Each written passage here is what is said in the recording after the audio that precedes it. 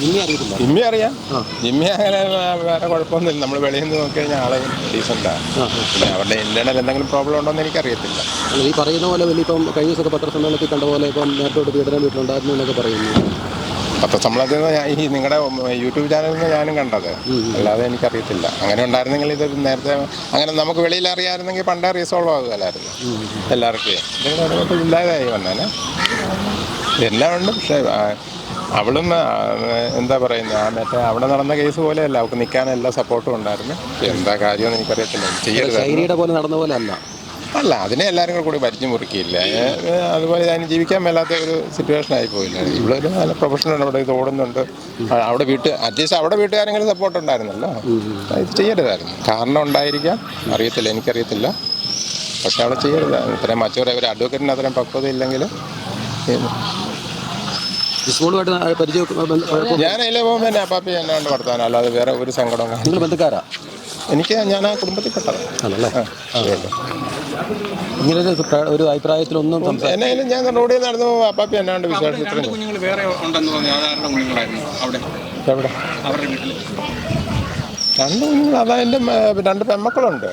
അവർ വന്നും പോയി നിൽക്കും. പിന്നെ മൂത്ത പെണ്ണ് അത് നേരത്തെ എന്താ ഇതിന് ഇവിടെ BCM ജോലി ചെയ്തുകൊണ്ടിരുന്നത് 2 പേരും. അപ്പം എന്താണ് ഇവിടെ കുറേ നാൾ താമസിച്ചുകൊണ്ടിരുന്നത്. ഇത് കല്യാണത്തിന് മുമ്പാണ്. അത് വലിയൊരു സംഭവമായി മാറി. മാറണമെങ്കിൽ ഒരു സമയം എടുക്കും. പക്ഷെ അതിനിടെ കഴിഞ്ഞിട്ട് പിള്ളേരുടെ കാര്യം ഓർക്കുമ്പോൾ ഭയങ്കര സങ്കടം. എല്ലാവരുടെയും കാര്യം, 3 പേരുടെയും കാര്യം ഓർക്കുമ്പോൾ സങ്കടം തന്നെ. പുറമേ ഞങ്ങൾക്ക് ഇവരെ പറ്റി ഒരു കംപ്ലൈൻറ്റും പറയാനില്ല. ഉള്ളിൽ എന്തെങ്കിലും ഉള്ളത് നമുക്ക് ആർക്കും അറിയത്തില്ല. ഉള്ളിൽ എന്തെങ്കിലുമൊക്കെ സംഭവങ്ങൾ ഉണ്ടായിട്ടുണ്ടെന്നുള്ളത്. അല്ലാതെ ഇവിടെ അതുകൊണ്ടാണല്ലോ നമ്മൾ ഇത്ര ഇടവക്കാരെല്ലാം ഇവിടെ തടിച്ചു കൂടിയതുമല്ല. അപ്പോൾ ഞങ്ങൾക്ക് എല്ലാവർക്കും ഇവിടെ കൊണ്ടുവരണം എന്നുള്ളതും വളരെ ആഗ്രഹമായിരുന്നു. ഞങ്ങൾക്ക് എല്ലാവർക്കും കാണണം, ഇവിടെയുള്ള ഇടവക്കാരെ മുഴുവൻ കാണിക്കണം. പിന്നെ നാട്ടുകാരും ഇടവക്കാരില്ലാത്ത നാട്ടുകാർക്കും എല്ലാം കാണാൻ വേണ്ടിയിട്ട് ഇവിടെ കൊണ്ടുവരണം എന്നുള്ള ആഗ്രഹം ഞങ്ങൾക്ക് ഉണ്ടായിരുന്നു. അല്ല, ചർച്ച നടത്തിയ ഇന്നലെ വികാരിയച്ചന്മാർ തമ്മിൽ ചർച്ച നടത്തി. ഞങ്ങൾ പാരിഷ് കമ്മിറ്റിക്കാരും പോയിട്ടുണ്ടായിരുന്നു. പോയി ചർച്ച നടത്തിയിട്ടാണ് നമ്മൾ ഇതിൻ്റെ ഒരു തീരുമാനം എടുപ്പിച്ചത്. അപ്പോൾ അച്ഛൻ പറഞ്ഞാൽ അച്ഛനും കൂടെ വന്നോളാം, നമുക്കിവിടെ 1.5 മണിക്കൂർ വെക്കാനായിട്ട് അനുമതി തന്നത്. അങ്ങനെയാണ് ഇപ്പോൾ ബോഡി കൊണ്ടുവന്നത്. അപ്പം വന്നപ്പോൾ 9:30 ആയിപ്പോയി. 9 to 10 വരെ പറഞ്ഞിരുന്നു. അപ്പോൾ അതിന് ഒരു അരമണിക്കൂർ താമസിച്ച് പോയതുകൊണ്ടാണ് 11 വരെ. പിന്നെ അവരൊരു ചെറിയ രീതി അവരുടെ വൈകാരിക പ്രകടിപ്പിച്ച്, അവരുടെ കുട്ടികളല്ലേ പോയത്, ഒരു വൈകാരിക കാണിച്ചെന്നേ ഉള്ളൂ. അല്ല, ഒരു പെങ്ങളിവിടെ വീട്ടിലുണ്ടായിരുന്നു. അവരൊക്കെ ഇപ്പോൾ പത്രത്തിൽ ചേട്ടാ അവൾ 3 കൊല്ലത്തിന് മുമ്പ് UK പോയതാണ്. അതിന് മുമ്പ് ഉണ്ടായ സംഭവമാണ് ഈ പെങ്ങളെ. ആ പെങ്ങളാണ് ഇവിടെ വന്ന് നിന്നിരുന്നത്. അതൊരു ഏകദേശം 3.5-4 കൊല്ലം മുമ്പാണ്. അവൾ UK പോയിട്ട് ഏതാണ്ട് 3 കൊല്ലത്തിനും 4 കൊല്ലത്തിനും മുകളിലായി. പിന്നെ അവൾ ഫോണിൽ കൂടെ വിളിച്ചു വല്ലതും ഈ 4 കൊല്ലത്തോളം അവൾ UK പോയിട്ട്. ഈ മൂത്ത പെങ്ങളാണല്ലോ പ്രശ്നമുണ്ടെന്ന് ഇവർ പറയുന്നത്. മൂത്ത പെങ്ങളുടെ കാര്യം ഇവർ പറയുന്നത്.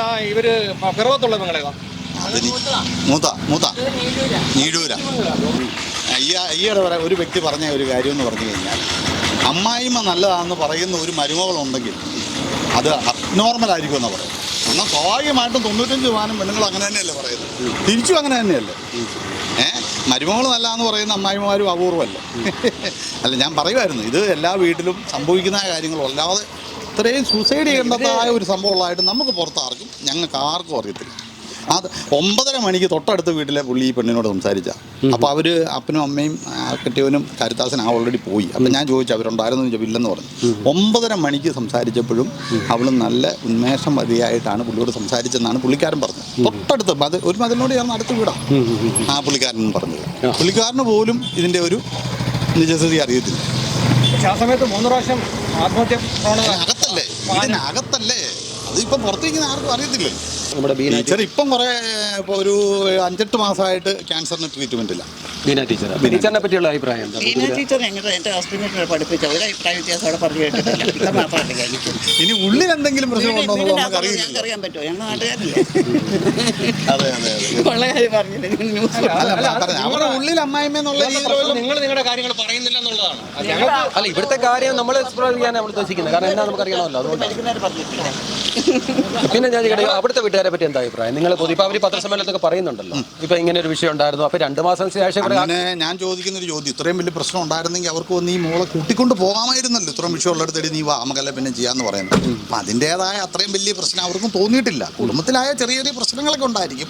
അപ്പോൾ ഇവളെ വന്ന് കൂട്ടിക്കൊണ്ട് പോകാത്ത രീതിയിലുള്ള പ്രശ്നമുണ്ടെന്നുള്ള അവർക്കും തോന്നിയിട്ടില്ല, അല്ലെങ്കിൽ അവർ പണ്ടേ കൊണ്ടുപോകല്ലോ. ഇപ്പൊ പാലായിൽ ഓഫീസിട്ട പൈസക്കാർ ജിമ്മി ചോദിച്ചു. അത് ഈ അടുത്ത കാലത്ത് നടന്ന സംഭവങ്ങളാണ് ചോദിച്ചു. അതൊന്നും നമുക്ക് അറിയാവുന്ന കാര്യങ്ങളല്ല.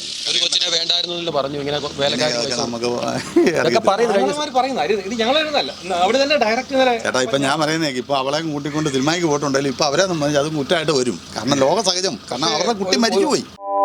കൂടുതൽ വാർത്തകളും വിശേഷങ്ങളും നിങ്ങൾക്ക് ലഭിക്കാൻ കേരളീയം ന്യൂസ് സബ്സ്ക്രൈബ് ചെയ്യുക. കൂടെ ബെൽ ബട്ടണും അമർത്തുക.